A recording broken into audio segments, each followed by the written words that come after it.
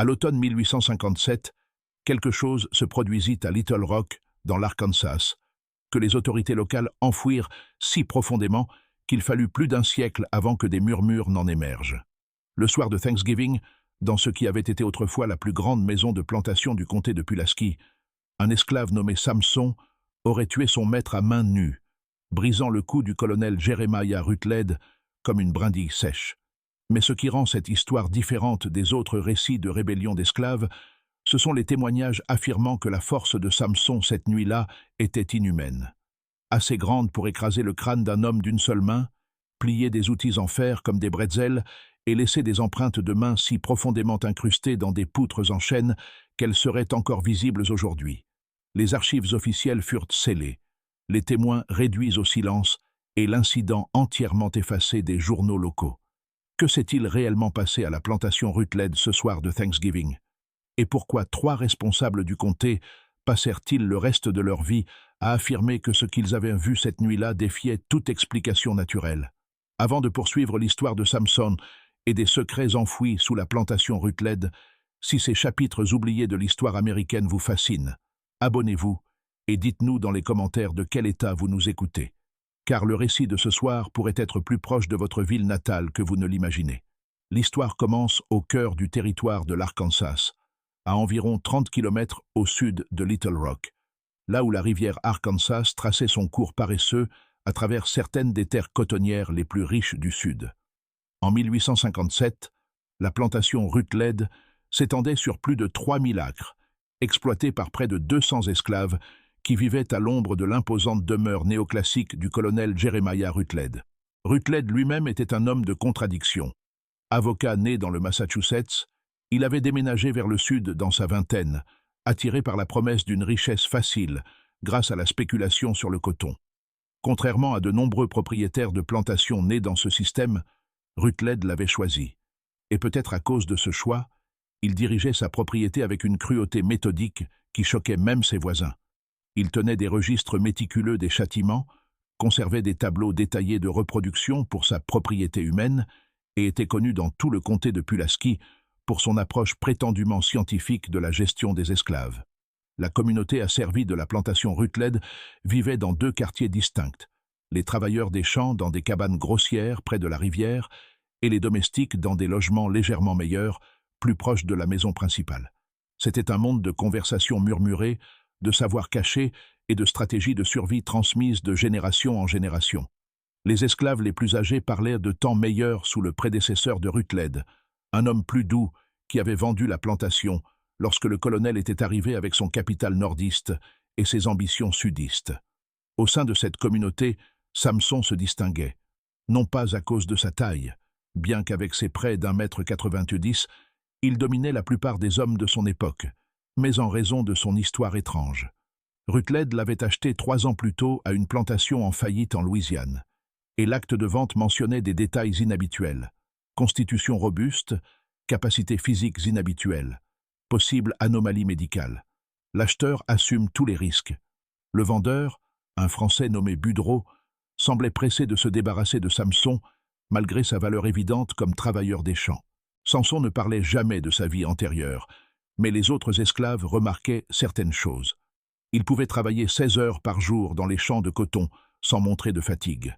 Il pouvait soulever des balles de coton qui nécessitaient normalement 2 hommes. Ses mains, examinées de près, présentaient des callosités si épaisses et développées qu'elles semblaient presque cornées. Le forgeron de la plantation, un esclave nommé Jupiter, jurait que Samson pouvait plier des fers à cheval à main nue, bien qu'il fît attention à ne jamais exhiber de telles capacités là où le contremaître pourrait le voir. Mais ce n'était pas seulement sa force physique qui distinguait Samson. Il y avait dans son regard une intelligence, une alphabétisation soigneusement dissimulée, suggérant une éducation bien au-delà de ce que tout esclave était autorisé à posséder.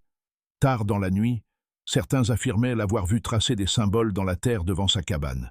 Non pas des lettres anglaises, mais quelque chose de totalement différent, presque semblable à des formules. Le colonel Rutledge s'intéressa particulièrement à Samson, mais non par bonté. Il avait entendu des rumeurs sur les capacités inhabituelles de l'esclave et y voyait une opportunité à la fois de profit et d'enquête scientifique. Rutledge se considérait comme un homme instruit, abonné à des revues de phrénologie et à des périodiques agricoles, discutant des variations naturelles des spécimens humains. Il commença à mener ce qu'il appelait des évaluations de force sur Samson, chronométrant son travail, mesurant sa production et documentant ses capacités dans des journaux reliés en cuir, conservés sous clé dans son bureau. Ces séances avaient lieu dans l'ancienne remise à voiture de la plantation, à l'abri des regards indiscrets. Rutledge faisait soulever à Samson des objets de plus en plus lourds, enclumes, troncs d'arbres, voire des sections de machines en fer, tandis qu'il prenait des notes et effectuait des calculs. Le colonel était particulièrement fasciné par ce qui semblait être la capacité de Samson à travailler sans fatigue, le poussant souvent bien au-delà du point où des hommes ordinaires se seraient effondrés. À l'automne 1857, ces évaluations prirent une tournure plus sombre.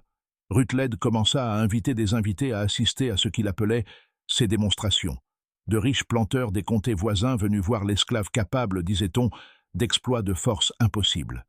Certaines démonstrations consistaient en concours de levage, d'autres exigeaient de Samson qu'il plie des barres de fer ou brise d'épaisses planches de bois à main nue. Mais à l'approche de Thanksgiving, quelque chose changea dans le comportement de Samson. Les autres esclaves furent les premiers à le remarquer. Une tension dans ses mouvements, un regard lointain, comme s'il calculait quelque chose.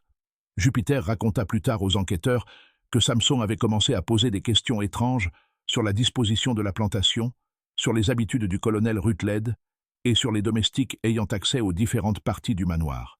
La maison Rutledge se préparait à ce que le colonel voulait être la plus grandiose célébration de Thanksgiving jamais organisée. Plus de 40 invités étaient attendus, venus de Memphis, de la Nouvelle-Orléans, et d'ailleurs, dont plusieurs avaient spécifiquement demandé à voir son spécimen remarquable. Le menu avait été planifié pendant des semaines, avec des spécialités commandées jusqu'à Baltimore. Plus important encore, Rutledge avait prévu une démonstration spéciale après le dîner mettant en scène Samson, promettant qu'elle émerveillerait ses invités et cimenterait sa réputation de propriétaire de plantation le plus avant-gardiste de l'Arkansas. Ce que Rutledge ignorait, c'est que Samson avait écouté. Les domestiques, se déplaçant invisiblement dans le manoir pendant les préparatifs, avaient surpris des conversations sur la démonstration prévue. Plus troublant encore, ils avaient entrevu certains journaux privés du colonel, laissés négligemment ouverts dans son bureau. Les passages qu'ils avaient vus évoquaient des expériences terminales, des limites ultimes de la force et des pertes acceptables au nom du progrès scientifique. Lorsque le jour de Thanksgiving 1857 se leva, clair et frais sur les plaines de l'Arkansas, le colonel Rutledge et Samson faisaient chacun leurs préparatifs finaux. Aucun des deux ne savait qu'avant la fin de la nuit, l'un serait mort, et l'autre disparaîtrait dans la nature sauvage de l'Arkansas, ne laissant derrière lui que des questions qui entraînent le comté de Pulaski pendant des générations.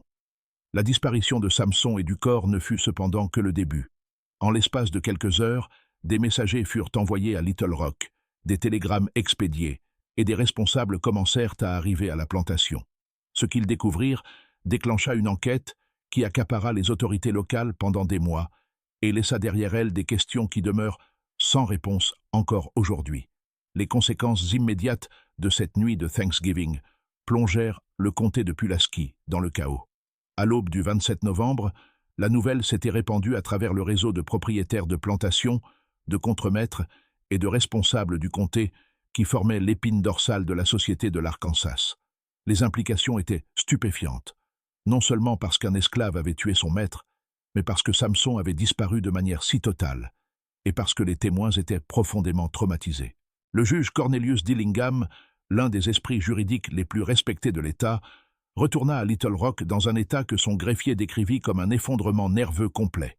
Le docteur Nathaniel Pitton, le médecin de Memphis, s'interna volontairement dans un sanatorium privé et refusa de parler des événements pendant plus d'1 an. Le professeur Voss, quant à lui, disparut purement et simplement, abandonnant sa chambre d'hôtel et ne laissant derrière lui qu'une malle remplie de notes rédigées dans ce qui semblait être un mélange d'allemand et d'une forme de notation mathématique que personne ne parvint à déchiffrer. Le shérif Thomas Bridge arriva à la plantation Rutledge aux premières lueurs du jour, accompagné d'un contingent de députés armés et de plusieurs membres volontaires de la milice de Little Rock. Ce qu'il s'attendait à trouver était une scène de crime, des preuves de violence, peut-être même une révolte d'esclaves en cours, et certainement une trace quelconque de la fuite de Samson. À la place, ils découvrirent de quelque chose de bien plus troublant, une plantation où la vie semblait s'être tout simplement arrêtée. Les domestiques, interrogés, fournirent des récits à la fois parfaitement cohérents et totalement inutiles. Oui, ils avaient entendu des voix élevées provenant de la remise à voiture vers 22h30. Non, ils n'étaient pas allés voir. Les esclaves apprenaient très tôt à ne pas interférer dans les affaires de leur maître. Oui, ils avaient vu des lumières se déplacer sur la plantation tard dans la nuit.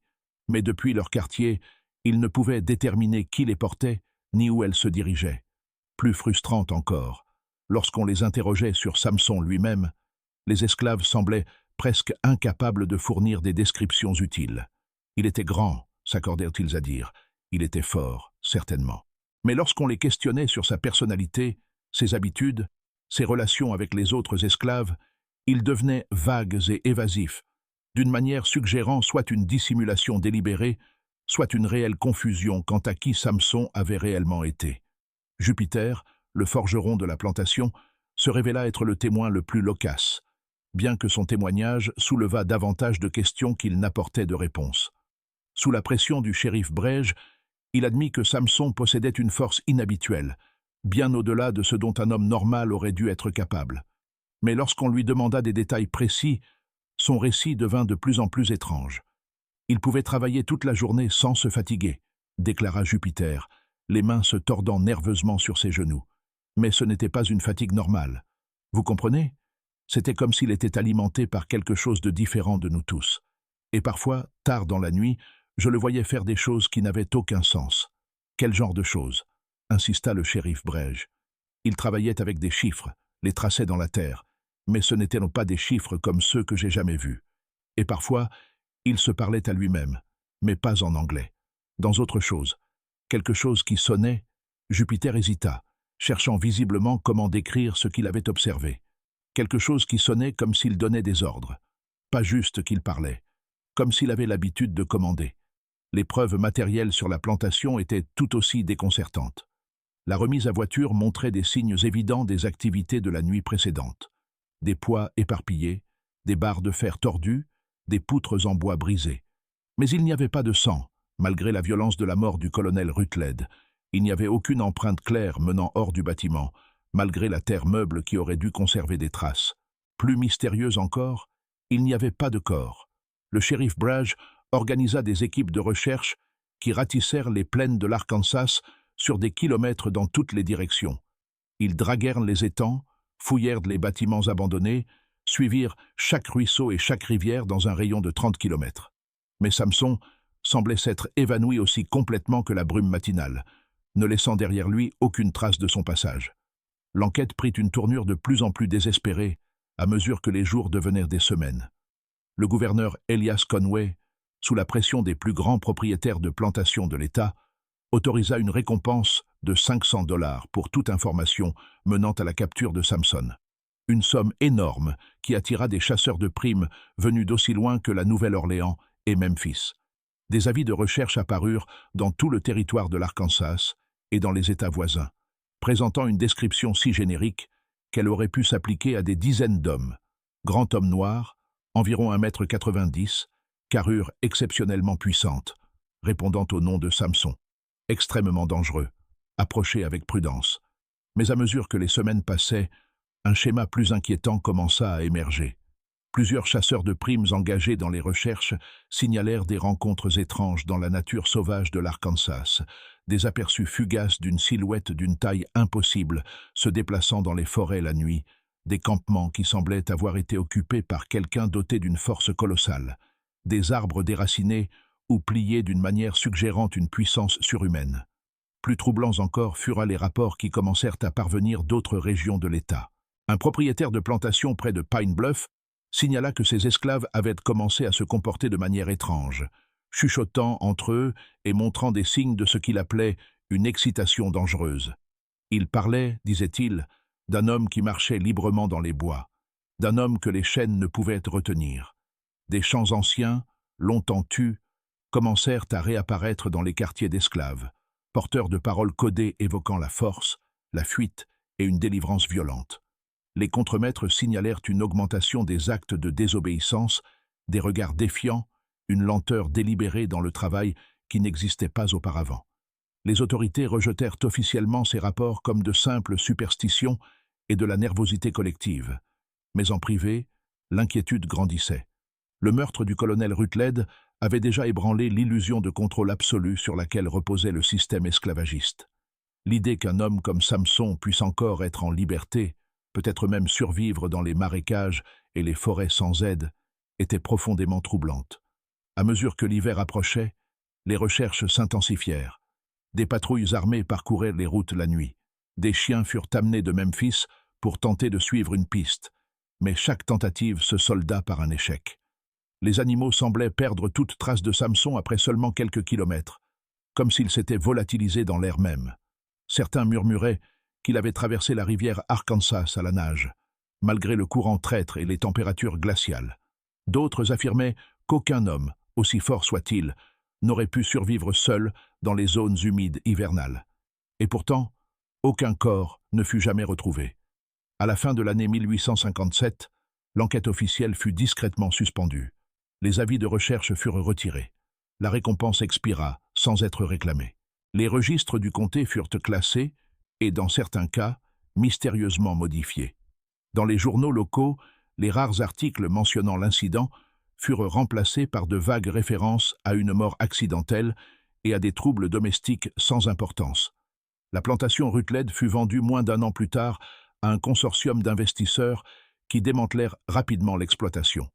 Le manoir néoclassique, autrefois symbole de la richesse et de l'ambition du colonel, resta vide pendant des décennies avant d'être finalement démoli.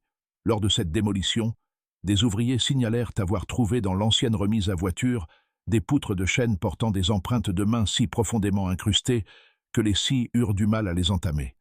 Les journaux personnels du colonel Rutledge, ceux-là même qui avaient suscité tant de craintes parmi les domestiques, disparurent avant de pouvoir être officiellement catalogués. Certains affirmaient que des représentants de l'État les avaient récupérés. D'autres pensaient qu'ils avaient été détruits volontairement pour empêcher la diffusion d'idées jugées dangereuses. Quant aux témoins de cette nuit, aucun ne retrouva jamais une vie normale. Le juge Dillingham se retira prématurément de la magistrature et refusa toute interview jusqu'à sa mort. Le docteur Peyton ne publia plus jamais un seul article médical. Des lettres retrouvées après sa disparition suggéraient qu'il était hanté par ce qu'il appelait une force qui ne correspond à aucune catégorie connue de la science humaine. Dans les années qui suivirent, des récits commencèrent à circuler parmi les communautés noires de l'Arkansas et des États voisins.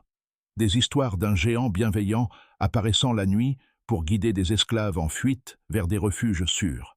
Des témoignages évoquant un homme capable de briser des chaînes comme de la paille et de disparaître dans l'obscurité avant l'arrivée des patrouilles. Les historiens modernes restent profondément divisés sur l'affaire Rutledge. Certains y voient une révolte d'esclaves embellie par la peur et la culpabilité collective des témoins.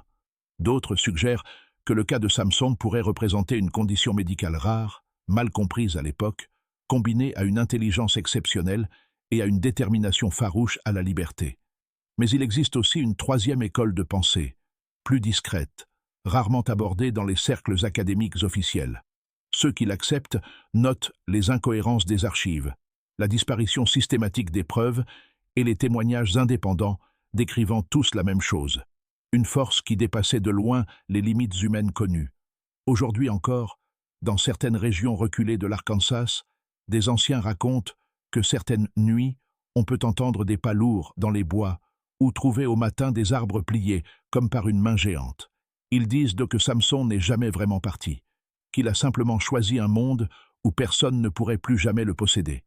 Et si ces histoires ne sont que des légendes, elles sont nées d'une nuit bien réelle, un soir de Thanksgiving en 1857, où l'ordre naturel des choses se brisa net dans une remise à voitures éclairée par des torches, et où un homme réduit en esclavage rappela au monde entier que certaines forces refusent d'être enchaînées.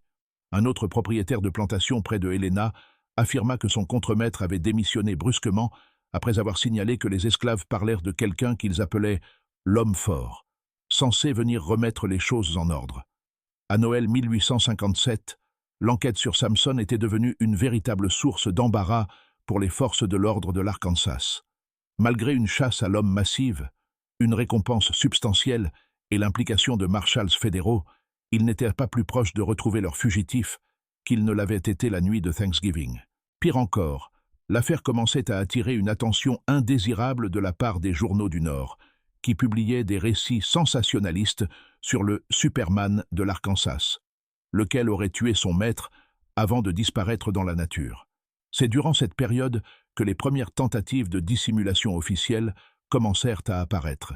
Le gouverneur Conway, inquiet de l'impact sur la réputation de l'Arkansas et du potentiel de l'affaire à attiser les tensions entre le Nord et le Sud, ordonna discrètement que tous les dossiers officiels de l'enquête soient scellés. La récompense fut retirée, les affiches de recherche enlevées et les journaux découragés de publier de nouveaux articles sur l'affaire. Mais l'évolution la plus significative vint d'une source inattendue, les papiers personnels du colonel Rutledge. Lorsque sa succession fut enfin réglée au début de 1858, ses exécuteurs testamentaires découvrirent quelque chose qui avait été négligé lors de l'enquête initiale.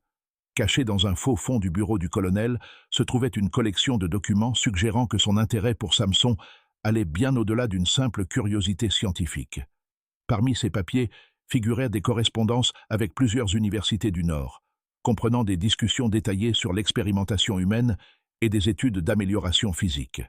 Il y avait des reçus pour des composés chimiques commandés auprès de laboratoires de Boston et de New York, des substances dont les noms n'évoquaient rien pour les enquêteurs locaux, mais suggéraient des applications médicales ou scientifiques. Plus intrigant encore, un connaissement provenant d'une compagnie de transport de la Nouvelle-Orléans, daté de seulement 2 semaines avant l'arrivée de Samson à la plantation, faisait état d'un équipement pharmaceutique spécialisé et de matériaux associés. Le dernier document de cette collection cachée était sans doute le plus troublant. Un contrat avec une société appelée Meridian Research Associates, basée à Boston, pour ce qui était décrit comme des protocoles continus d'évaluation physiologique et d'amélioration. Le contrat était signé à la fois par le colonel Rutledge et par une personne identifiée uniquement comme « sujet S », dans une écriture que plusieurs domestiques reconnurent comme étant celle de Samson lui-même. Ces découvertes soulevèrent des questions auxquelles personne en Arkansas n'était prêt à répondre. Samson avait-il été impliqué dans une forme d'expérimentation médicale? Le colonel Rutledge travaillait-il avec des intérêts nordistes pour développer de nouvelles formes d'amélioration humaine? Et si oui, qu'est-ce que cela impliquait pour la compréhension des événements de la nuit de Thanksgiving 1857? La réponse officielle à ces révélations fut rapide et sans appel. Les documents furent classés comme éléments sensibles de succession, scellés par décision de justice et transférés sous garde fédérale. Les exécuteurs furent tenus au secret. Les domestiques ayant identifié l'écriture de Samson furent discrètement vendus à des plantations dans des États lointains, et toute mention de Meridian Research Associates fut effacée des archives officielles. Mais les rumeurs persistèrent, se propageant à travers les réseaux clandestins reliant les communautés d'esclaves du Sud. Des histoires de l'homme fort qui avait brisé ses chaînes et était entré dans la légende. Des récits d'expériences gouvernementales et de conspirations nordistes. Des murmures à propos d'autres plantations où des spécimens similaires subissaient peut-être des traitements comparables et de ce qui pourrait arriver si eux aussi décidaient qu'ils en avaient assez. Lorsque l'année 1858 se leva sur l'Arkansas, l'affaire Samson n'existait officiellement plus. Mais dans les quartiers d'esclaves à travers le Sud, dans la correspondance privée de propriétaires de plantations inquiets et dans les dossiers verrouillés des bureaux fédéraux à Washington, les questions soulevées par une seule nuit de Thanksgiving continuèrent de se multiplier. Et quelque part dans l'immensité sauvage du territoire de l'Arkansas, ceux qui prétendèrent l'avoir vu insistaient sur le fait que Samson était toujours là, devenant plus fort, attendant son heure, et planifiant peut-être quelque chose qui ferait paraître ses actes à la plantation Rutledge comme un simple commencement. Le printemps 1858 apporta de nouveaux développements qui approfondirent le mystère entourant la disparition de Samson et soulevèrent des questions sur la véritable nature de ce qui s'était produit à la plantation Rutledge. Le premier signe que l'affaire était loin d'être close vint d'une source inattendue. L'agence de détective Pinkerton, engagée discrètement par des partis inconnus pour mener sa propre enquête sur les événements de la nuit de Thanksgiving. Alan Pinkerton, en personne, arriva à Little Rock en mars, accompagné de 2 de ses agents les plus expérimentés. Contrairement aux autorités locales, qui s'étaient concentrées sur la traque de Samson après le meurtre, Les Pinkerton s'intéressaient à ce qui s'était passé avant son arrivée à la plantation Rutledge.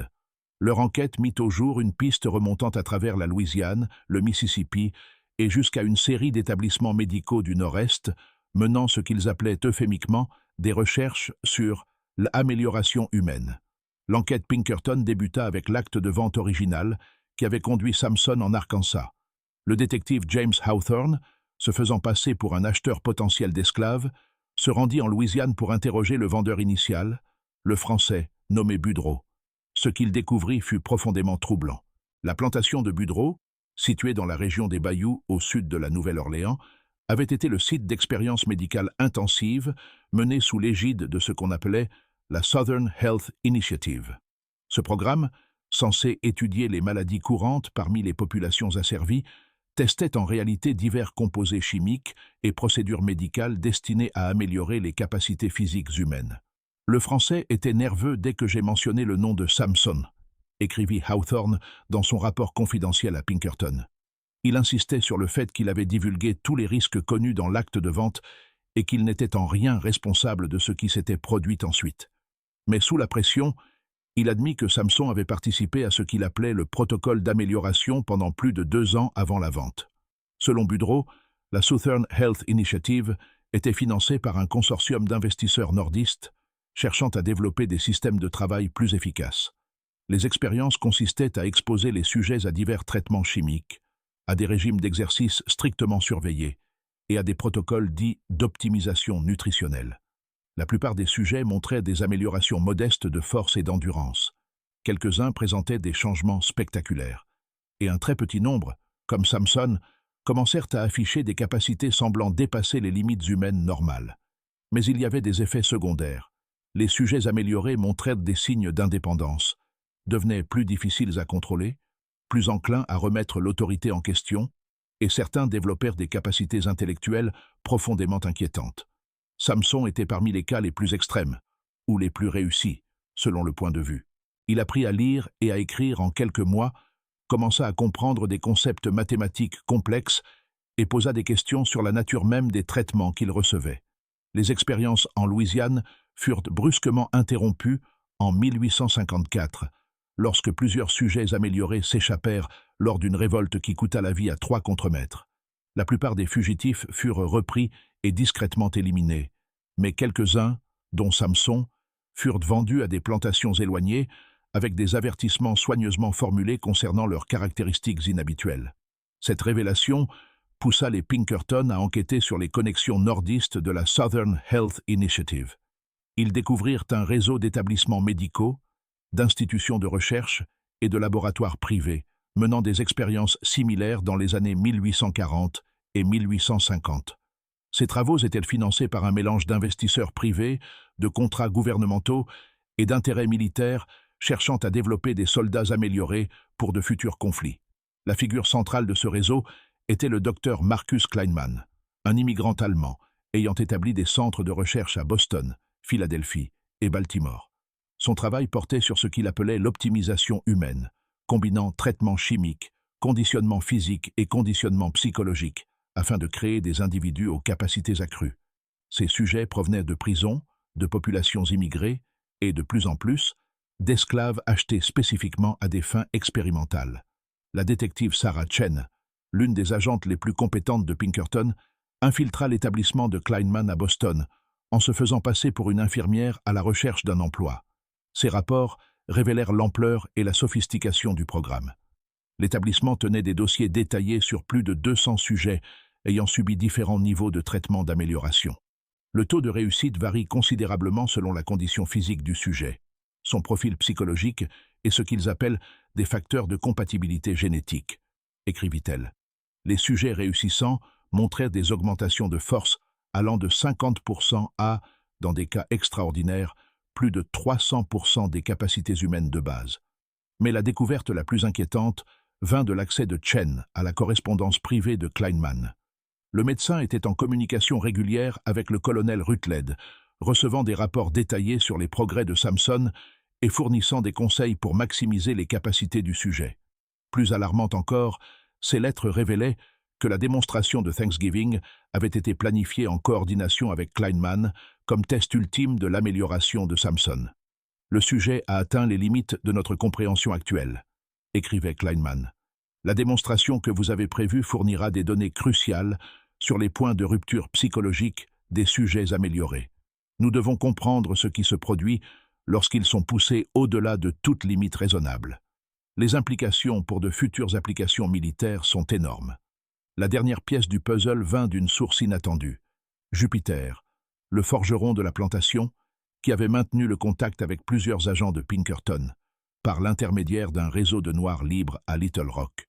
Fin avril, Jupiter fournit des informations suggérant que Samson n'avait pas simplement disparu, mais préparait son évasion depuis des mois. Il prenait des dispositions. Il y avait des gens au courant, des gens qui attendaient le bon moment. La nuit où il tua le colonel n'était pas un hasard, c'était planifié, et d'autres étaient impliqués, des gens qui l'avaient aidé à s'échapper. Cette révélation mena à une enquête plus vaste sur ce qui semblait être un réseau clandestin dédié à l'aide à l'évasion des sujets améliorés. Ce réseau, appelé la « chaîne de la liberté », incluait des abolitionnistes, des Noirs libres, et même certains Blancs compatissants, ayant pris conscience des expériences d'amélioration et les considérant comme une abomination dépassant même les horreurs habituelles de l'esclavage. La chaîne de la liberté opérait depuis le début des années 1850, aidant des sujets améliorés à atteindre des refuges sûrs au Canada, au Mexique ou dans des régions reculées de la nature américaine. Ils avaient développé des méthodes sophistiquées pour effacer les traces, fournir de fausses identités et, surtout, aider les sujets améliorés à apprendre à contrôler leurs capacités afin de se fondre dans la société ordinaire. Mais la révélation la plus choquante survint en mai 1858, lorsque le détective Hawthorne découvrit des preuves que la chaîne de la liberté avait été infiltrée par des agents étrangers. Des documents saisis lors d'une descente dans une planque suspecte à Memphis révélaient une correspondance avec des services de renseignement britanniques et français intéressés par les technologies américaines d'amélioration humaine. Les implications sont vertigineuses, écrivit Pinkerton dans son rapport final à ses mystérieux commanditaires. Le programme d'amélioration n'a pas seulement créé des individus aux capacités dépassant les limites humaines normales, il a également attiré l'attention de puissances étrangères qui y voient des applications militaires potentielles. Si des sujets comme Samson ont été exfiltrés avec succès vers des territoires étrangers, nous pourrions faire face à une situation où les ennemis de l'Amérique possèdent des capacités que nous ne comprenons ni ne contrôlons pleinement. L'enquête Pinkerton fut discrètement interrompue en juin 1858. Ses conclusions furent classifiées et ses agents réaffectés à d'autres affaires. Mais les questions qu'elle avait soulevées continuèrent de résonner dans certains cercles à Washington, où des responsables militaires et des chercheurs gouvernementaux commencèrent à mesurer les implications de ce qu'ils avaient appris. Pendant ce temps, des signalements continuaient d'affluer de tout le territoire de l'Arkansas et au-delà. Des observations d'une silhouette d'une taille et d'une force impossible se déplaçant dans la nature sauvage. Des récits provenant de colonies isolées évoquant un bienfaiteur mystérieux ayant aidé des esclaves en fuite à atteindre la liberté. Des histoires racontées par des tribus amérindiennes parlant d'un homme capable de distancer des chevaux et de plier le fer à main nue, mais qui parlait avec intelligence et bienveillance plutôt qu'avec la fureur sauvage que beaucoup attendaient d'un être doté de telles capacités. Et dans les ruines de ce qui avait été la plantation Rutledge, désormais abandonnée et lentement reconquise par la nature de l'Arkansas, des visiteurs rapportaient des phénomènes étranges, des empreintes de mains profondément incrustées dans des poutres de chêne qui semblèrent devenir plus nettes au lieu de s'estomper avec le temps, des zones où le sol semblait avoir été comprimé par une force énorme, et parfois, lors de nuits calmes sans vent, le bruit de quelqu'un se déplaçant dans l'ancienne remise à voiture, comme si une silhouette massive testait sa force contre des poids invisibles. Lorsque l'été laissa place à l'automne 1858, un an après la nuit de Thanksgiving qui avait tout changé, le mystère de Samson avait évolué d'une simple chasse à l'homme local vers quelque chose de bien plus vaste et complexe. Les questions ne portèrent plus seulement sur l'endroit où il était allé, mais sur qui il était réellement, ce qui lui avait été fait, et ce que son évasion pouvait signifier pour une nation déjà en train de se fracturer autour de l'esclavage, de la liberté et de la question fondamentale de ce que signifie être humain. À l'automne 1858, une série d'incidents survint qui allaient changer à jamais la manière dont l'affaire Samson était comprise et redouté par ceux qui détenaient le pouvoir. Ce qui avait commencé comme des signalements isolés d'événements étranges à travers l'Arkansas et les États voisins se transforma progressivement en un schéma suggérant quelque chose de bien plus organisé et dangereux qu'un simple esclave fugitif caché dans la nature. Le premier incident majeur se produisit en octobre, près de la ville de Camden, dans le sud de l'Arkansas. Une plantation appartenant à Marcus Henley, l'un des plus importants producteurs de coton de l'État, connut ce que les témoins décrivirent comme une nuit de terreur impossible. Henley avait récemment acquis 3 nouveaux esclaves auprès d'un marchand de Louisiane, des hommes portant les mêmes mentions mystérieuses sur leur acte de vente que celles décrivant autrefois Samson, capacités physiques inhabituelles et possible anomalie médicale. Dans la nuit du 15 octobre, ces 3 hommes, identifiés dans les registres de la plantation uniquement comme César, Goliath et Titan, s'échappèrent simultanément de l'installation de détention la plus sécurisée de la plantation. Mais il ne s'agissait pas d'une tentative d'évasion ordinaire. Selon le seul contremaître survivant, James Huckabee, les 3 hommes ne brisèrent pas les serrures de leurs entraves.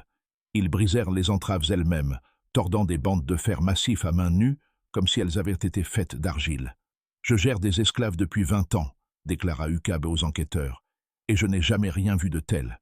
Ces hommes se déplaçaient comme s'ils voyaient dans le noir, coordonnés comme s'ils planifiaient cela depuis des années, plutôt que depuis quelques jours. Et la force, mon Dieu, la force était inhumaine. Les 3 esclaves améliorés détruisirent systématiquement chaque dispositif de contrainte de la plantation. Pas seulement leur propre chaîne, mais chaque entrave, chaque serrure, chaque barre de fer pouvant servir à enfermer des êtres humains. Ils accomplirent cette destruction en silence absolu, sans réveiller les domestiques ni alerter les gardes jusqu'au moment de leur départ. Lorsqu'ils partirent enfin, ils emportèrent non seulement leur liberté, mais aussi des cartes détaillées de la région qu'ils avaient mystérieusement obtenues, ainsi que des provisions suggérant qu'ils prévoyaient un voyage bien plus long qu'une simple fuite vers le comté voisin. Mais l'incident de Camden n'était que le début. En quelques semaines, des rapports similaires affluèrent de plantations de toute la région. Dans le Mississippi, 2 sujets améliorés s'échappèrent d'un centre de recherche près de Natchez, laissant derrière eux des équipements tordus en sculptures abstraites de métal plié et de bois brisé. En Louisiane, un groupe de 4 individus améliorés s'évada d'une installation censée être inviolable, mais non sans avoir auparavant détruit méthodiquement chaque document et note de recherche liée au programme d'amélioration. Le schéma était clair et terrifiant. Les sujets améliorés ne s'échappèrent pas au hasard. Ils étaient coordonnés, dirigés par une autorité centrale qui savait exactement où ils étaient détenus et comment les libérer. Plus inquiétant encore, ils semblaient posséder une connaissance interne du programme d'amélioration lui-même, ciblant des installations spécifiques et détruisant des types précis de preuves avec une précision suggérant un accès privilégié à l'information. Le docteur Marcus Kleinman, le chercheur allemand ayant joué un rôle clé dans le développement des protocoles d'amélioration, arriva à Little Rock en novembre pour conseiller les autorités fédérales face à la crise grandissante. Son évaluation était sombre et de plus en plus paniquée. « Nous avons affaire à des sujets fondamentalement altérés, non seulement physiquement, mais intellectuellement », déclara-t-il lors d'un briefing classifié à des responsables militaires. Le processus d'amélioration semble avoir créé des individus dotés de capacités dépassant largement nos paramètres initiaux. Ils font preuve d'une pensée stratégique, de capacité de coordination et de compétences en résolution de problèmes qui suggèrent que nous avons peut-être, sans le vouloir, créé une forme d'intelligence améliorée. La révélation la plus troublante de Kleinman concernait les profils psychologiques des sujets améliorés. Selon ses recherches, les traitements chimiques et physiques qui augmentèrent leur force et leur endurance semblaient également faire tomber certaines barrières mentales limitant normalement le potentiel humain. Les sujets améliorés montraient une mémoire accrue, une capacité d'apprentissage accélérée, et plus inquiétante encore, ce qui semblait être une forme de conscience partagée, leur permettant de coordonner leurs actions sur de vastes distances. Nous pensons, admit Kleinman dans son rapport classifié, que nous avons peut-être créé accidentellement une nouvelle forme d'être humain, qui ne considère plus les humains ordinaires comme des égaux, mais comme des inférieurs. Les implications pour le contrôle social et pour toute la structure de notre société sont catastrophiques. Pendant ce temps, la recherche de Samson lui-même prenait une nouvelle urgence, les autorités commençant à soupçonner qu'il n'était pas simplement un sujet évadé parmi d'autres, mais possiblement l'intelligence coordinatrice derrière le réseau croissant d'individus améliorés. Des rapports provenant de tout le territoire de l'Arkansas décrivaient l'apparition d'une silhouette d'une taille impossible près de plantations et de centres de recherche dans les jours précédant des évasions massives, comme s'il menait des missions de reconnaissance pour planifier de futures opérations. Thomas Bogard, un chasseur de primes qui traquait des sujets améliorés depuis l'incident de Camden, fournit le témoignage le plus détaillé d'une rencontre avec celui qu'il croyait être Samson lui-même. Fin novembre, alors qu'il suivait des traces près de la rivière Buffalo, dans le nord de l'Arkansas, Bogard affirma être tombé face à face avec le fugitif dans un canyon isolé. Il se tenait sur une corniche à une dizaine de mètres au-dessus de moi, rapporta Bogard aux marshals fédéraux, et j'ai su immédiatement que ce n'était pas quelqu'un que je pouvais capturer vivant. Sa taille était inhumaine. Il devait mesurer près de 2,10 mètres et être bâti comme s'il pouvait arracher un arbre du sol. Mais ce n'était pas sa taille qui me faisait peur. C'étaient ses yeux. Il me regardait comme s'il calculait exactement combien de temps il lui faudrait pour me tuer, et si cela valait la peine. Selon Bogard, Samson lui parla dans un anglais parfait, avec un accent suggérant une éducation poussée. Il m'a dit que je chassais la mauvaise proie, se souvint le chasseur de primes. Il a dit que des hommes comme lui n'étaient pas le problème, que le problème, c'était nous. Il a dit que, pendant trop longtemps, des gens avaient été traités comme des biens, comme des animaux sur lesquels on pouvait expérimenter avant de les jeter. Il a dit que cela allait changer, que nous le voulions ou non. La rencontre se termina sans violence, uniquement parce que Samson choisit de partir plutôt que de se battre. Il a simplement reculé et s'est laissé tomber de la corniche, rapporta Bogard. Et quand je suis monté pour voir où il était allé, il n'y avait rien. Aucune trace, aucun signe de son passage. Juste ces profondes empreintes de mains dans la roche, là où il s'agrippait à la pierre. En décembre 1858, la situation liée aux sujets améliorés avait atteint un tel niveau que le président James Buchanan recevait régulièrement des rapports sur ce que ses conseillers avaient commencé à appeler la crise Samson. Les implications étaient vertigineuses, non seulement pour les préoccupations immédiates de sécurité, mais aussi pour les questions plus larges concernant l'expérimentation humaine, les droits des États et la nature fondamentale de la liberté et de l'esclavage, qui déchiraient déjà le pays. Les responsables militaires commencèrent à élaborer des plans de contingence pour ce qu'ils appelaient des opérations de confinement des sujets améliorés. Mais leur planification fut compliquée par une prise de conscience troublante. Ils n'avaient aucune idée précise du nombre exact d'individus améliorés créés au fil des années, de leur localisation, ni de l'étendue réelle de leurs capacités. Les divers programmes de recherche avaient été menés dans le plus grand secret, avec très peu de coordination et pratiquement aucune tenue de registre centralisé. Nous pourrions être confrontés à une situation, écrivit le général Winfield Scott dans une note classifiée adressée au département de la guerre, où nos propres ambitions scientifiques ont créé une menace à laquelle nous sommes fondamentalement incapables de faire face. Ces sujets améliorés semblent posséder non seulement des capacités physiques supérieures, mais aussi une intelligence tactique qui les rend extrêmement difficiles à traquer ou à contenir. S'ils sont effectivement coordonnés par une autorité centrale, possiblement cette figure appelée Samson, alors nous pourrions avoir affaire à ce qui s'apparente à une insurrection menée par des individus pratiquement surhumains. Le dernier incident de 1858 se produisit la nuit du Nouvel An dans un centre de recherche isolé de l'est du Tennessee. Ce centre, opérant sous couvert militaire et dissimulé dans les montagnes Cumberland, menait des expériences d'amélioration sur des soldats volontaires à qui l'on avait promis une force et une endurance accrues en échange de leurs services. Le programme était si confidentiel que même le président Buchanan ignorait son existence. Dans la nuit du 31 décembre, le centre fut attaqué par ce que les survivants décrivirent comme une force coordonnée de sujets améliorés, dirigée par quelqu'un correspondant à la description de Samson. L'attaque ne fut pas un assaut chaotique, mais une opération militaire minutieusement planifiée, suggérant une reconnaissance approfondie et une préparation tactique poussée.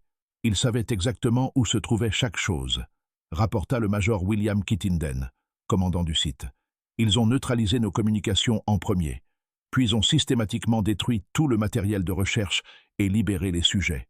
L'opération entière a duré moins de 2 heures, et ils l'ont menée sans tuer une seule personne, même s'ils ont clairement montré qu'ils auraient pu tous nous éliminer s'ils l'avaient voulu.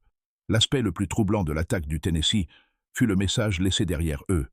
Gravé dans le mur principal du laboratoire, sur près de 5 centimètres de profondeur, se trouvait une déclaration qui entrait les responsables gouvernementaux pendant des années. Les chaînes sont brisées. Les forts ne serviront plus les faibles. Un nouvel âge commence. Le message était signé d'un seul symbole, une représentation de chaînes brisées que les enquêteurs découvrirent plus tard sur chaque site où des sujets améliorés s'étaient échappés ou avaient été libérés. Il devenait clair que ce qui avait commencé comme des incidents isolés d'évasions individuelles avait évolué vers quelque chose de bien plus organisé et dangereux. Un soulèvement coordonné mené par des individus dont les capacités dépassaient tout ce qui avait été observé auparavant dans l'expérience humaine. Lorsque l'année 1859 se leva sur une nation déjà fracturée entre esclavage et liberté, la crise Samson représentait une menace nouvelle et sans précédent pour l'ordre établi. Les sujets améliorés ne cherchèrent pas seulement leur propre liberté. Ils semblaient œuvrer à la destruction systématique de tout le système de servitude humaine et d'expérimentation qui les avait engendrés. Et quelque part dans l'immensité sauvage de la frontière américaine, Samson et son armée grandissante de partisans améliorés planifiaient leur prochaine action dans ce qui commençait à ressembler moins à une série d'évasions qu'aux premières phases d'une guerre destinée à remettre en question tout ce que les Américains pensaient savoir sur la nature humaine, les droits humains et le prix à payer, lorsqu'on traite des personnes comme des biens à acheter, vendre et modifier à volonté. La confrontation qui révéla enfin toute l'ampleur de la conspiration Samson eut lieu au printemps 1859, dans un endroit que personne n'aurait pu anticiper, la capitale de la nation elle-même. Ce qui commença comme une enquête de routine sur des irrégularités dans des contrats gouvernementaux explosa en une crise atteignant les plus hauts niveaux du gouvernement fédéral et menaçant de révéler des secrets que des hommes puissants avaient tués pour protéger. L'enquête débuta lorsque le congressiste Joshua Giddings, de l'Ohio, opposant de longue date à l'esclavage, reçut un colis anonyme contenant des documents détaillant l'ampleur totale du programme d'amélioration. Ces documents, des centaines de pages de correspondance, de registres financiers, de rapports médicaux et de notes de recherche, révélaient un réseau d'expérimentation humaine s'étendant des bayous de Louisiane au laboratoire de Boston, financé par un enchevêtrement complexe de contrats gouvernementaux, d'investissements privés et de crédits militaires. Mais la révélation la plus explosive était une liste des sujets améliorés créés sur près de 10 années d'expérimentation. Elle contenait plus de 300 noms, accompagnés de leur localisation, de leur niveau d'amélioration et, plus inquiétant encore, de leur statut actuel, capturés, évadés ou éliminés. En tête de la liste, marqué d'annotations spéciales indiquant à la fois le niveau d'amélioration le plus élevé et le statut de chef actif de la résistance, figurait le nom devenu synonyme de toute la crise, Samson. Conscient de l'ampleur de ce qu'il avait reçu, le congressiste Giddings exigea immédiatement des auditions parlementaires sur ce qu'il appela l'asservissement et la torture systématique d'êtres humains au nom du progrès scientifique. Ces demandes rencontrèrent une opposition féroce de la part des représentants du Sud, qui soutenaient qu'une telle enquête violerait les droits des États et interférerait avec des recherches agricoles légitimes. Mais Giddings trouva des alliés parmi les représentants du Nord, tout aussi horrifiés par les révélations, et en avril 1859, une commission spéciale fut créée pour enquêter sur le programme d'amélioration. La première audience publique de la commission, tenue le 21 avril dans le Capitole, attira des foules immenses et une attention médiatique sans précédent. Le docteur Marcus Kleinman, cité à comparaître pour témoigner sur son rôle dans le programme, livra un témoignage qui choqua même les observateurs les plus préparés. Le protocole d'amélioration avait été initialement conçu comme un effort humanitaire, déclara Kleinman, son accent allemand chargé d'émotion. Nous pensions qu'en augmentant les capacités physiques des personnes asservies, nous pourrions réduire leur souffrance en rendant leur travail plus efficace et moins pénible. Nous n'avons jamais eu l'intention de créer ce que nous avons finalement produit. Sous un interrogatoire serré, Kleinman révéla la véritable évolution du programme. Ce qui avait commencé comme des tentatives d'amélioration de la santé et de l'endurance physique s'était progressivement transformé en expérience complète de modification humaine. Les sujets améliorés furent soumis à des traitements de plus en plus agressifs, poussés à des limites physiques et mentales qu'aucun chercheur éthique n'aurait dû envisager, et développèrent finalement des capacités dépassant l'expérience humaine normale. Le sujet désigné sous le nom de Samson, admit Kleinman, représentait à la fois notre résultat le plus réussi et le plus dangereux. Ses capacités physiques atteignaient environ 400% des normes humaines de base. Son développement intellectuel dépassait nos projections les plus optimistes et son profil psychologique indiquait un niveau d'indépendance et de potentiel de leadership le rendant fondamentalement incompatible avec toute forme de servitude prolongée. Le témoignage le plus accablant fut cependant l'aveu que le programme avait été étendu au-delà des personnes asservies pour inclure des prisonniers, des immigrants et, plus tard, des soldats volontaires qui n'avaient pas été pleinement informés des risques encourus. Le programme d'amélioration, initialement justifié comme une recherche sur une population déjà opprimée, s'était transformé en un vaste système d'expérimentation humaine, violant tous les principes de l'éthique médicale et des droits individuels. Les audiences atteignirent leur point culminant le 25 avril, lorsque la commission annonça avoir reçu une communication de Samson lui-même. Le message, transmis par des intermédiaires dont l'identité fut gardée secrète, fut lu au compte rendu parlementaire et publié dans des journaux à travers tout le pays. Aux représentants du peuple américain, je vous écris non en tant qu'ancien esclave, ni en tant que fugitif en fuite, mais en tant qu'homme libre, qui a brisé les chaînes liant non seulement son corps, mais aussi son esprit.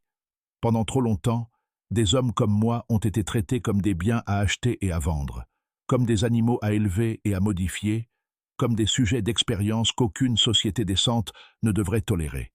Grâce au processus d'amélioration, nous avons acquis non seulement une force physique, mais une clarté de vision sur la véritable nature des institutions de cette nation. Nous avons vu avec quelle facilité des hommes peuvent être réduits à l'état de propriété lorsque cela sert des intérêts économiques. Nous ne cherchons pas la vengeance. Nous exigeons la justice. Nous demandons la cessation immédiate de tous les programmes d'amélioration humaine. Nous demandons la liberté de tous les sujets actuellement détenus. Et nous exigeons la reconnaissance de notre statut d'êtres humains libres, dotés de droits égaux à ceux de tout autre Américain. Si ces exigences ne sont pas satisfaites, nous prendrons toutes les mesures nécessaires pour assurer notre liberté et celle des autres comme nous. Le message était signé non seulement par Samson, mais par plus de 50 autres sujets améliorés, constituant de fait une déclaration d'indépendance collective. Ce qui suivit, la résolution secrète de la crise, les négociations cachées, le pacte de Washington, l'exil vers l'Alaska, l'héritage éthique et la transformation durable des politiques américaines, scellèrent définitivement la fin de la crise Samson et marquèrent un tournant dans l'histoire de la dignité humaine. Le message était signé non seulement par Samson, mais par plus de 50 autres sujets améliorés, ce qui constituait de fait une déclaration d'indépendance formelle émanant d'un groupe d'individus possédant des capacités les rendant extraordinairement dangereux s'ils choisissaient d'utiliser la violence pour atteindre leurs objectifs. La réaction immédiate des représentants du Sud fut prévisible. Des appels exigeant que les sujets améliorés soient traqués et capturés, quel qu'en soit le coût. Mais les représentants du Nord, déjà sensibles aux causes abolitionnistes, considéraient les revendications des sujets améliorés comme fondamentalement justes, même si leur capacité les rendait inquiétants. Le désaccord sur la manière de répondre à la crise Samson devint un facteur supplémentaire, poussant la nation vers la guerre civile. Le président Buchanan, soumis à des pressions de toutes parts, autorisa une chasse à l'homme massive contre les sujets améliorés à travers tout le pays. Des unités militaires furent déployées pour fouiller les territoires où l'on pensait que ces individus se cachaient. Les primes furent augmentées à des niveaux sans précédent, et une force d'intervention fédérale spéciale fut créée pour coordonner la capture ou l'élimination de ce que les responsables gouvernementaux appelaient désormais une insurrection améliorée. Mais alors même que ces mesures étaient mises en œuvre, des rapports commencèrent à arriver, suggérant que les sujets améliorés ne se contentaient en plus de se cacher dans la nature sauvage. Des observations furent signalées à proximité de grandes villes, Washington, Philadelphie, New York, Charleston. Des individus améliorés semblaient mener des missions de reconnaissance en milieu urbain, recueillant des informations sur des installations gouvernementales, des bases militaires et des centres de recherche. Le point culminant de la crise survint le 15 mai 1859, lorsque Samson lui-même apparut à Washington, D.C. Il ne tenta ni de se cacher, ni d'opérer dans la clandestinité. Il marcha ouvertement dans les rues de la capitale, sa stature massive et sa taille impossible le rendant immédiatement reconnaissable pour tous ceux qui le voyaient. Des témoins rapportèrent qu'il se déplaçait avec une assurance totale, comme s'il ne craignait ni l'arrestation, ni la confrontation. Sa destination était le Capitole lui-même, où il demanda une rencontre avec la commission parlementaire enquêtant sur le programme d'amélioration. La demande fut bien entendu refusée. Samson était un esclave fugitif recherché pour meurtre, non un représentant politique légitime. Mais sa simple présence dans la capitale envoyait un message impossible à ignorer. Les sujets améliorés ne fuyaient non plus. Ils étaient prêts à affronter directement leur créateur. La brève apparition de Samson à Washington se termina sans violence, mais non sans conséquences. Avant de quitter la capitale, il laissa un dernier message, gravé dans les marches de marbre même du Capitole. Le message était bref, mais dévastateur dans ses implications. L'expérience est terminée. Les spécimens sont devenus les scientifiques. À la tombée de la nuit, Samson avait disparu aussi complètement qu'il était apparu, ne laissant derrière lui que les profondes entailles dans le marbre attestant de sa force surhumaine et le message sans équivoque que les sujets améliorés n'étaient plus disposés à rester les victimes des ambitions d'autrui. Ils étaient devenus des acteurs actifs de leur propre destin, et ils possédèrent les capacités nécessaires pour défier quiconque se dresserait sur leur chemin. La crise Samson avait atteint son expression ultime, une confrontation directe entre les sujets améliorés et le gouvernement qui les avait créés. Ce qui se produirait ensuite déterminerait non seulement le sort de Samson et de ses partisans, mais aussi l'avenir de l'expérimentation humaine, des droits individuels et de la question fondamentale de ce que signifiait être humain dans une nation déjà en lutte pour définir le sens même de la liberté. La résolution de la crise Samson ne se fit ni par la violence, ni par une confrontation spectaculaire, mais par une série de négociations secrètes qui allaient remodeler la politique américaine en matière d'expérimentation humaine et établir des précédents influençant la recherche gouvernementale pendant des générations. Les négociations, menées par l'intermédiaire d'émissaires et dissimulées au regard du public, commencèrent en juin 1859 et se poursuivirent tout au long de l'été. Alors même que la nation avançait inexorablement vers la guerre civile, la percée survint lorsque le président Buchanan, reconnaissant qu'une solution militaire au problème des sujets améliorés entraînerait probablement d'énormes pertes humaines et une publicité indésirable, autorisa le secrétaire à la guerre, John Floyd, à engager une communication directe avec Samson et ses représentants. Les négociations furent conduites à travers un réseau complexe d'intermédiaires, comprenant des leaders abolitionnistes soutenant secrètement les sujets améliorés et des responsables fédéraux conscients que la crise ne pouvait être résolue par la force seule. Les exigences de Samson, transmises par ces canaux, étaient étonnamment sophistiquées et juridiquement fondées. Plutôt que de chercher vengeance contre ceux qui avaient créé et exploité les sujets améliorés, il proposa une solution globale visant à résoudre la crise immédiate tout en établissant des principes destinés à prévenir de telles situations à l'avenir.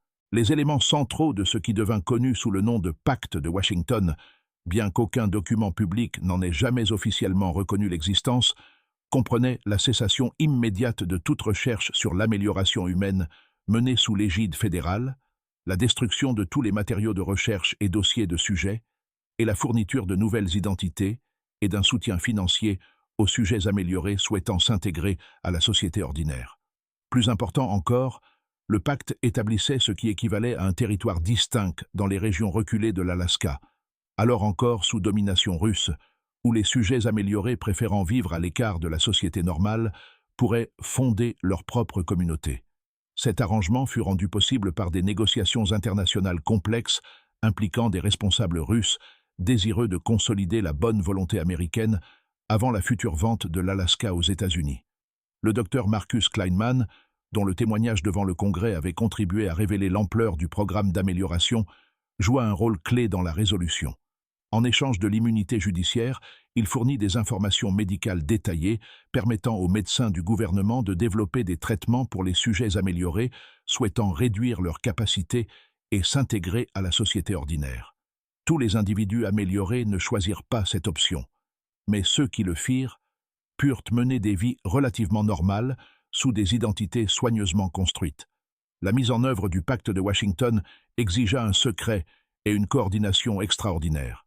Les sujets améliorés à travers le pays furent contactés par le réseau clandestin qui les avait aidés à échapper à la capture et se virent offrir un choix quant à leur avenir. Ceux qui optèrent pour l'intégration reçurent de nouvelles identités, un soutien financier et des traitements médicaux destinés à réduire leur capacité à des niveaux plus gérables.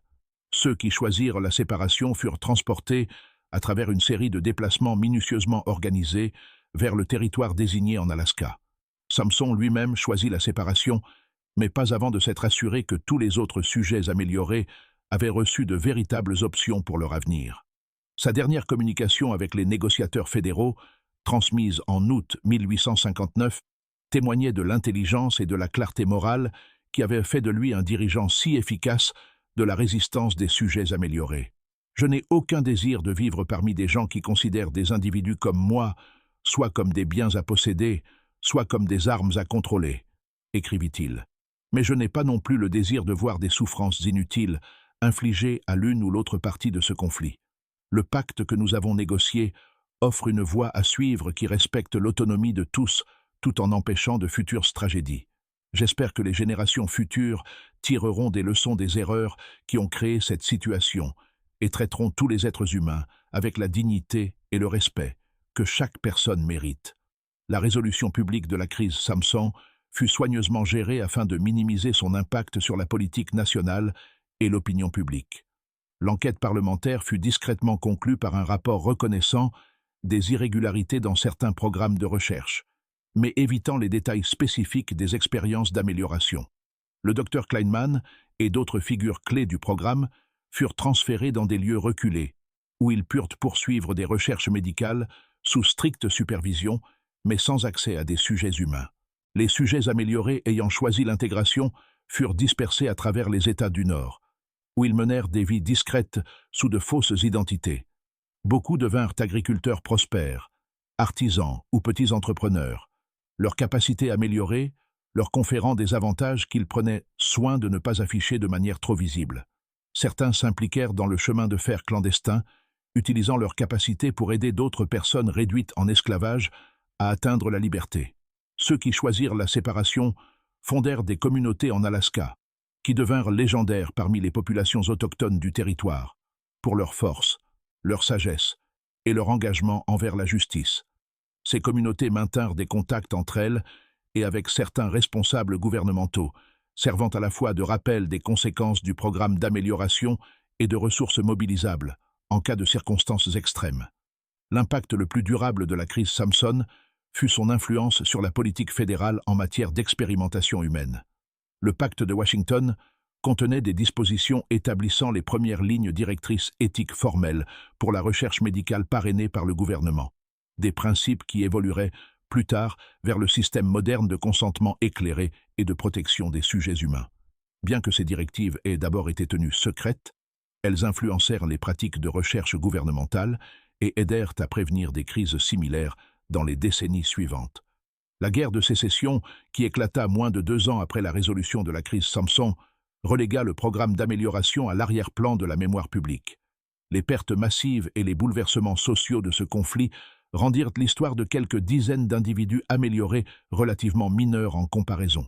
Les archives officielles du programme furent classifiées puis finalement oubliées, enfouies dans des dossiers qui ne seraient ouverts que plus d'1 siècle plus tard. Mais l'impact de Samson et des sujets améliorés dépassa largement la résolution immédiate de leur crise. Les communautés qu'ils établirent en Alaska devinrent des centres de savoir et d'innovation technologique, développant des techniques avancées en ingénierie, en médecine et en agriculture, qui profiteraient à l'ensemble du territoire. Plusieurs des sujets améliorés ayant choisi l'intégration devinrent des figures importantes du mouvement abolitionniste, utilisant leurs capacités et leurs perspectives uniques pour contribuer à la fin du système esclavagiste qui avait rendu leur propre exploitation possible.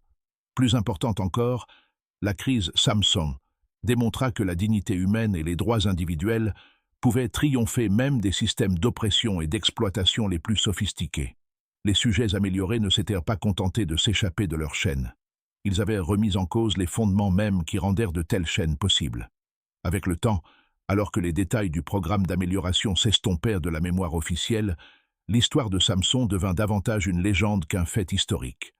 Mais dans certains cercles, parmi les chercheurs étudiant l'éthique gouvernementale, parmi les défenseurs des droits civiques luttant contre l'exploitation médicale, parmi les communautés autochtones d'Alaska, se souvenant de leurs voisins étranges, mais honorables, la mémoire des sujets améliorés demeura comme un rappel à la fois de la capacité humaine à la cruauté et de son potentiel de rédemption. Les empreintes de mains que Samson avait laissées profondément incrustées dans les poutres de chêne de la remise à voiture de la plantation Rutledge restèrent visibles pendant des décennies après l'abandon du bâtiment. Un rappel physique de la nuit où le refus d'un homme d'accepter l'humiliation déclencha une crise qui changea l'histoire américaine. Les visiteurs des ruines rapportaient souvent un sentiment de respect en voyant ces marques, non pas de la peur, mais la reconnaissance de la force extraordinaire nécessaire non seulement pour briser des chaînes physiques, mais pour défier tout un système d'exploitation humaine. Cette histoire nous rappelle que les plus grandes horreurs de l'histoire humaine ne naissent pas de forces surnaturelles, mais de la volonté de personnes ordinaires de traiter d'autres êtres humains comme inférieurs lorsque cela sert leurs intérêts. Mais elle nous montre aussi que la dignité humaine et le désir de liberté sont des forces plus puissantes que toute amélioration, tout système d'oppression ou toute tentative de réduire des personnes à l'état de propriété.